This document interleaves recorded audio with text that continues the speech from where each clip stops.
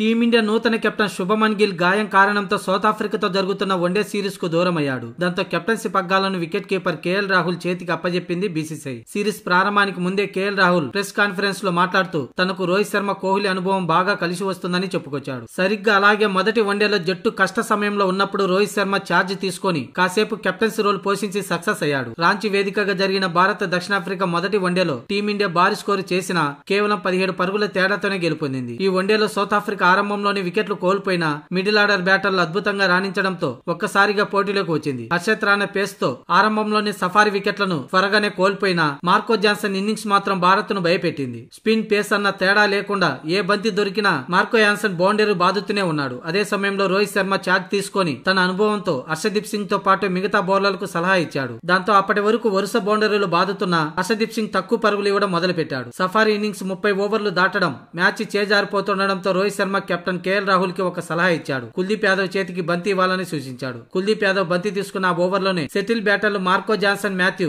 ఈ ఇద్దరు వికెట్లు కోల్పోయింది. వికెట్లు తీసిన వెంటనే కుల్దీప్ యాదవ్ రోహిత్ శర్మను హక్ చేసుకున్నాడు. అదే విధంగా ఆఖరి ఓవర్లో కూడా ప్రసిద్ధి కృష్ణతో లెంత్ బాల్ వేయమని చెప్పడంతో కార్బన్ బాష్ భారీ షాట్ కు ప్రయత్నించాడు. కానీ అది అక్కడే గాల్లో లేవడంతో ఆఫ్ సైడ్ మిడిల్ లో ఫీల్డింగ్ చేస్తున్న రోహిత్ శర్మ బంతిని అద్భుతంగా క్యాచ్ అందుకొని సౌత్ ఆఫ్రికా ఇన్నింగ్స్ ను క్లోజ్ చేశాడు. ఇక ఈ మ్యాచ్ లో రోహిత్ శర్మ హాఫ్ సెంచరీ చేయడంతో పాటు కీలక సమయాల్లో కెప్టెన్ కి సలహాలు ఇచ్చి బౌలర్లకు మంచి సూచనలు ఇచ్చి మ్యాచ్ విజయంలో కీలక పాత్ర పోషించాడు.